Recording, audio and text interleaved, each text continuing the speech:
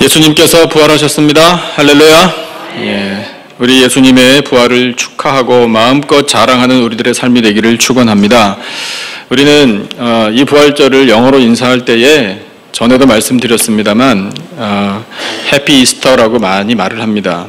뭐 그런 전통을 제가 무시하는 건 아닙니다만 우리는 알아야 합니다. 이스터라는 말이 어디서 나왔는지 알아야 합니다. 이스터라는 것은 옛날에 로마가 기독교가 국교로 되기 전에 섬겼던 여신의 이름입니다. 그 여신의 이름이 이스터와 비슷한 이름인데 발음이 조금 다릅니다만 그 여신을 섬겼던 풍습이 이 기독교가 들어왔지만 그것이 접목이 되어서 그들의 전통적인 축제일 여신, 소위 이스터라고 영어 발음되는 그 여신을 섬겼던 그들의 문화와 전통, 이것과 부활절이 섞였습니다. 예, 그러다 보니 로마에서 이 기독교를 국교로 정하고 유럽의 각 나라에 아주 빠른 속도로 이 복음이 전파될 때 부활절의 명칭이 이스터로 된 것으로 역사학자들, 이 신앙을 가진 역사학자들의 공통된 의견입니다. 그래서 그것이 계속해서 남아 해피 이스터라는 말이 생겨서 이제 우리의 이 습관에 아주 몸에 배었는데, 해피 이스터라고 인사를 하는 것보다는 그러면 우리는 뭐라고 인사하는 것이 좋을까요? 해피 레저렉션이라고 굳이 영어로 인사를 하자면, 발음 좀 어려우시죠? 한번 해보실래요? 해피 레저렉션. 레저렉션. 혀를 좀 많이 굴리시면 잘 됩니다. 옆에 계신 분에게 한번 인사해 보실래요? 해피 레저렉션이라고요. 해피 레저렉션. 해피 레저렉션. 다시 살아나셨다 이거예요. 예수님이 다시 살아나신 날입니다. 그래서 우리 해피 이스터라고 말한다고 뭐 지옥 가는 건 아니겠지만 그래도 이것이 그런 배경에서 나온 말이구나. 이것을 우리가 안다면 참 좋겠죠. 그 외에도 부활절 풍습, 계란을 먹는 것, 성탄절에 있는 풍습들 이런 것에도 이교도에서 온 그런 풍습들이 있기는 있지만 그래도 우리가 이제 그것을 잘 소화해서 의미를 잘 부여하면 된다고 생각합니다. 아무튼 여러분, 예수님은 다시 살아나셨습니다. 이 예수님의 부활이 오늘 주신 이 말씀의 제목처럼 곧 나의 부활이 되기를 주님의 이름으로 축원합니다. 예수님이 십자가형을 당하셔서 돌아가셔서 그때까지만 해도 사람들은 절망했을 겁니다. 이제 끝이로구나. 예수님 그렇게 하나님 나라에 대해서 운동을 하시더니 말씀도 주시고 병자들도 고치시고 기적을 많이 베풀어 주시더니 이렇게 허무하게 끝나버리는구나 라고 생각했을 겁니다. 그러나 예수님께서는 그런 모든 사람들의 절망, 그것을 또한 이 사망의 힘을 단번에 깨뜨리시고 부활하셨습니다. 부활하신 예수님이 부활하셨다라는 이것이 진짜 사실이라는 사실을 많은 사람들을 찾아다니시면서 직접 보여주셨습니다. 제자들에게 찾아가셨죠. 시골로 돌아가는 제자들에게 친히 찾아가셔서 그들의 여정과도 함께 하시고, 우리 집사님 기도하신 것처럼 갈릴리 바다, 디베랴 바다에 다시 돌아가서 물고기 잡는 일, 이거라도 해야지 뭐 어떻게 할 건가 라고 생각하는 제자들에게도 찾아가셔서 그들을 불러주셨습니다. 성경 말씀을 보니까 일시에 500여 믿음의 형제들에게도 나타나신 적이 있습니다. 많은 사람들이 부활하신 예수님을 목격했습니다. 예수님 부활하신 다음에 참 바쁘셨어요. 많은 사람들을 만나시느라고요. 그래서 예수님이 그 많은 사람들을 만나시면서 의도하셨던 것이 무엇인가? 부활은 확실하다. 이것을 보여주신 거예요. 더 이상 의심하지 마라. 그래서 여러분, 예수님의 부활은 역사적인 사실이기도 합니다. 그래서 그 사실을 보여주신 예수님이 오늘도 살아계셔서 우리는 부활하신 예수님을 믿고 사는 사람들이 되었습니다. 그런데 이 부활이라는 것이 만약에 사실이 아니라면, 이것이 진리가 아니라면, 그러면 어떤 일이 생길 것인가? 오늘 말씀에 그렇게 시작이 되죠. 12절 말씀, 13절 말씀 한번 같이 다시 읽어볼까요? 12절, 13절 두 절 말씀 읽어보겠습니다. 시작. 그리스도께서 죽은 자 가운데서 다시 살아나셨다 전파되었거늘 너희 중에서 어떤 사람들은 어찌하여 죽은 자 가운데서 부활이 없다 하느냐? 만일 죽은 자의 부활이 없으면 그리스도도 다시 살아나지 못하셨으리라. 아멘. 부활이라는 것이 사실이 아니고 부활이라는 것이 신빙성이 없다면 예수님 다시 부활 정말 안 하셨을 거다. 이렇게까지 말씀하셔요. 그 다음에 14절에서도 이렇게 말씀하십니다. 14절도 같이 읽겠습니다. 시작. 그리스도께서 만일 다시 살아나지 못하셨으면 우리가 전파하는 것도 헛것이요 또 너희 믿음도 헛것이며 이렇게까지 말씀하고 계셔요. 즉 예수님이 부활하지 않으셨을 뿐만 아니라 지금 이 예수님의 이름을 전파하는 우리들 전파하는 것도 헛것이다. 그 다음 말씀 믿음도 헛것이다. 부활하신 예수님이 부활하셨기 때문에 그 예수님을 믿는 믿음이 의미가 있는 것이지 예수님의 부활이 없었다면 예수님을 믿는다라고 아무리 얘기해봐야 소용없다. 그리고 그 다음에 나오는 말씀이 뭐냐면 만약에 부활이 없었으면 17절 이렇게 말씀하고 계셔요. 17절도 같이 읽겠습니다. 한 목소리로 시작. 그리스도께서 다시 살아나신 일이 없으면 너희의 믿음도 헛되고 너희가 여전히 죄 가운데 있을 것이요. 이렇게 말씀하고 계셔요. 예수님이 부활하지 않으셨다면 그것이 없었다면 구약시대로부터 믿음을 지키고 하나님의 말씀을 따라 순종하고 그 하나님을 잘 섬겼던 믿음의 선진들의 발자취, 그들의 이름, 그들의 믿음이라는 것 아무 의미 없다. 구약시대뿐만 아니라 예수님 당시 예수님을 따르고 양육을 받았던 제자들 그들의 믿음도 헛것이다. 거기서 끝나겠습니까? 오늘 이렇게 아름다운 존전에 모여서 이 부활절을 경배하며 예배드리는 우리들 이것도 다 헛된 것이 되어버리고 만다. 이렇게 말씀하고 계십니다. 그러나 여러분 어떻습니까? 우리의 예배가 헛된 것입니까? 우리의 믿음이 헛된 것입니까? 우리가 전파하는 이 복음과 예수 그리스도의 이름이 헛된 것입니까? 결코 그럴 수 없습니다. 여러분 우리의 이 예배 의미 있는 것입니다. 하나님께서 받아주십니다. 우리의 믿음, 우리가 전파하는 예수 그리스도 살아 계십니다. 부활이 있기에 가능한 거예요. 만약에 이 부활이 없었다면 그 다음 말씀이 뭐냐면 우리가 세상 사람들보다 훨씬 더 불쌍한 사람이 되었을 거다. 왜냐하면 이런 것이 있어요. 여러분 대답 안 하셔도 되는데 신앙생활 하시기 힘드십니까? 뭐 그럴 수 있겠죠. 신앙생활 하는 것이 즐거우시기를 바랍니다. 그런데 가만히 생각해 보면 조금 부정적인 면에서 한번 보자면 뭐 그럴 필요 사실 없는 거지만 저는 그런 분들을 많이 만나보고 또 이야기를 들어봤어요. 예수님을 믿느라고 왜 이렇게 안 해야 될 게 많은지, 예수님을 믿는다고 또 별로 하고 싶지 않은데 해야 될 일은 왜 이리 많은지, 예수님을 믿는다고 시간을 바쳐야 되고 재물도 바쳐야 되고 정성도 바쳐야 되고 교회 가서 괜히 다른 사람들 때문에 상처받을 수도 있고 예배드리러 갔다가 기분 상해서 집에 돌아올 수도 있고 여러 가지 일들이 있어서 신앙생활 한다는 것이 뭐 그렇게 즐겁지만은 않은데 그냥 편하게 혼자 지내지 뭐하러 교회 다니면서 예수를 믿나?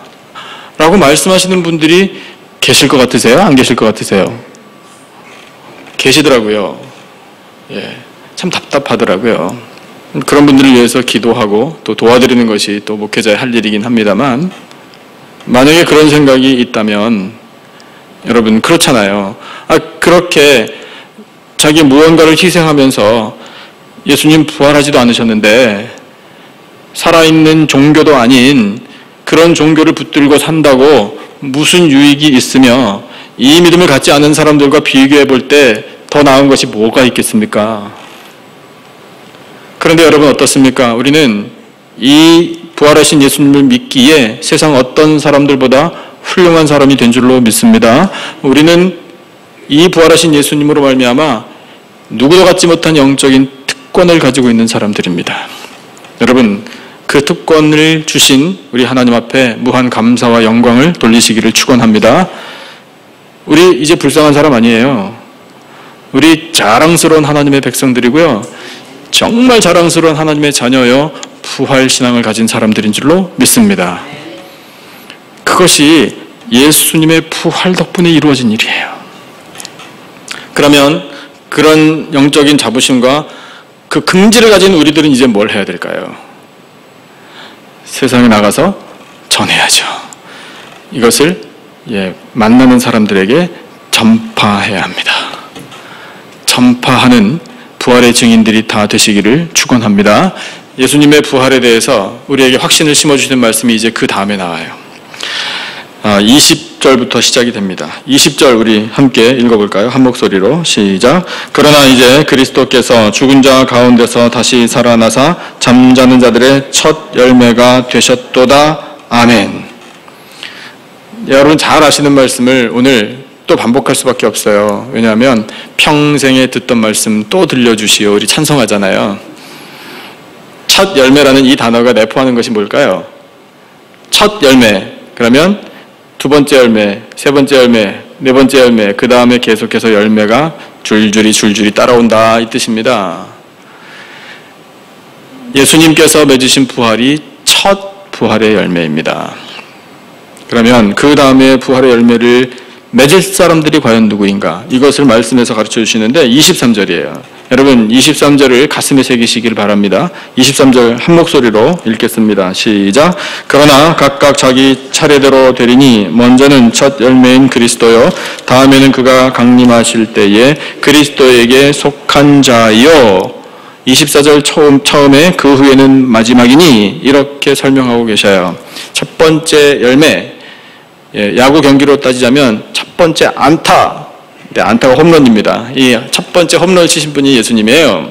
그 다음 타자들 나와서 계속해서 안타 내지는 홈런을 칠 것이다. 그런데 딱 한 가지 조건을 말씀하시네요. 누가 부활의 열매를 맺을 것인가? 그리스도에게 속한 자. 여러분 그리스도에게 속하셨습니까? 그리스도에게 반드시 속하시기를 축원합니다. 그리스도에게 속해야 부활하는 거예요. 그리스도에게 속해 있어야 예수님의 부활이 나의 부활이 되는 것입니다. 여러분 그래서 그 예수님을 이어서 홈런 치고 부활하여 하나님 나라에 들어갈 사람, 그 마지막 순서에 부활할 사람이 바로 나입니다. 아멘이십니까? 아멘. 여러분 한번 하나님께 이렇게 말씀드린다라고 생각하고 저를 따라 한번 말씀해 주시죠. 하나님, 나는 부활할 것입니다. 아멘. 좀 확실하게 하시면 더 좋은데요? 예. 아멘이십니까? 네. 그래서 예수님의 부활은 이제 나의 부활이 되는 것입니다. 자, 그 사실을, 그 진리를 확신하게 하기 위하여 주신 말씀이 있어요. 그 말씀이 뭐냐면 죽음이 뭐냐, 그리고 부활은 뭐냐, 이것인데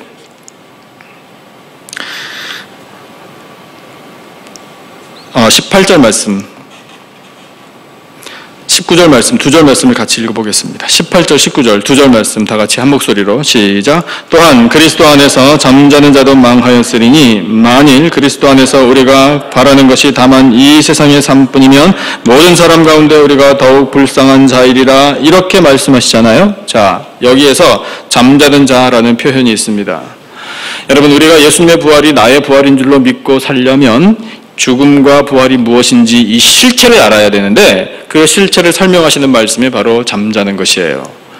죽음은 잠자는 것이다. 이렇게 말씀하고 계시는 거예요. 예수님이 공생의 사역을 하시는 도중에 죽었던 사람들을 살려내신 일들이 있습니다. 대표적으로 세 사람을 살려내셨죠. 누군지 기억하세요? 회당장 야이로의 딸을 살려내셨습니다.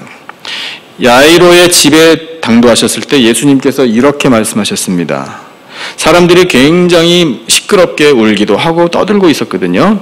그래서 예수님이 조용히 해! 이렇게 사실 말씀하신 거나 마찬가지인데 뭐라고 말씀하셨냐 하면 이 아이가 죽은 것이 아니라 잔다라고 말씀하셨어요. 사람들의 반응은요, 놀렸습니다. 뭐 정신이 어떻게 된 거 아니야 예수님? 이렇게 반응을 보였어요. 분명히 죽은 아이를 두고 잠을 자고 있다니. 그런데 여러분 어떠세요? 그 예수님의 말씀이 진리입니까? 진리입니다. 죽음은 잠자는 것이에요. 나인성에 가실 때에 과부의 청년 아들이 죽은 관, 거기에 손을 딱 대시고 예수님이 말씀하셨어요. 청년아 일어나라, 이렇게 말씀하셨어요. 물론 물리적으로 몸을 일으키라 라는 뜻으로도 해석이 되지만 잠을 깨라 이거예요. 나사로의 무덤에 가셔서 뭐라고 외치셨나요? 나사로야 나오라, 이렇게 말씀하셨어요. 이제 잠을 깨라, 이렇게 말씀하신 거나 마찬가지라고요. 죽음은 잠자는 것인 줄로 믿습니다. 여러분 어젯밤에 잠 잘 주무셨습니까? 잘 주무시고 오늘 아침에 일찍 일어나셔서 이렇게 예배당에 오신 것을 환영합니다. 여러분 이것은 우리가 연습한 겁니다. 죽음을 연습한 거고요. 부활을 연습한 거예요. 그래서 우리가 죽으면요 잠드는 거예요. 매일 죽음을 연습하는 겁니다. 그리고 매일 아침 또 깹니다. 매일 부활을 연습하는 겁니다. 그러면 여러분 우리 마지막 날 예수님 다시 오셨을 때 부활하는 거 어려울까요? 쉬울까요? 쉬워요. 잠자다 깨면 되는데요. 누가 깨워주시나요? 예수님께서 깨워주십니다. 자명종이 깨워주는 게 아니라 예수님께서 깨워주셔요. 그래서 우리는 편안하게 잠을 자면 됩니다. 그것이 죽음이에요. 편안하게 잠을 자다가 숨이 멎으면 예수님 다시 오실 때까지 그냥 오래 자는 거예요. 여러분 잠자면서 걱정하시는 분 별로 안 계시죠? 1분 1초마다 내일 아침에 못 일어나면 어떡하지? 이렇게 걱정하시면서 주무시는 분 아마 별로 안 계실 거예요. 정말 특별한 문제가 있으셔서 잠을 설치시기 전에는.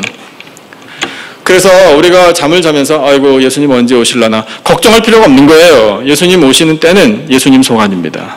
우리는 그냥 편안하게 잠을 자면 돼요. 편안하게 잠을 자다가 예수님께서 오셔서 일어나라, 깨어나라 말씀하시면 그 음성 듣고 깨어나면 되는 줄로 믿습니다. 그것이 부활이에요. 그러면 여러분 죽음이 무엇인지 부활이 무엇인지 우리 이제 알게 되었으니 우리의 인생관이 달라지는 거죠. 여러분 자유를 누리시기를 축원합니다. 모든 두려움 다 사라지는 부활의 권능이 우리에게 충만할 줄로 믿습니다. 예수님의 부활, 이제 누구의 부활? 나의 부활. 확실하게 말씀해 보세요. 예수님의 부활은 나의 부활인 줄로 믿습니다. 그래서 그 부활을 확신하고 저 영원한 천국, 그 나라를 바라보고 소망 가운데 믿음 가운데 승리하며 살아가는 우리 모두가 되기를 주님의 이름으로 축원합니다. 기도하겠습니다. 하나님 아버지 감사합니다. 저희들에게 예수 그리스도의 부활, 그 첫 열매를 확신케 하여 주셔서 감사합니다. 예수님 다시 오실 때에 그리스도에게 속한 자들이 예수님의 뒤를 이어 부활의 열매를 맺을 줄로 믿습니다. 주여, 마지막에 부활의 열매를 맺을 사람들이 바로 저희들입니다. 아버지, 예수 그리스도의 부활은 이제 나의 부활입니다. 그 부활을 확신하며 이 모든 두려움을 물리쳐 이기며 세상에 나가 소망과 믿음으로 승리하며 하나님의 영광 나타내는 부활의 증인들이 되게 하여 주시옵소서. 생명의 말씀 허락하심을 감사하며 부활하신 예수 그리스도의 이름으로 기도드리옵나이다. 아멘.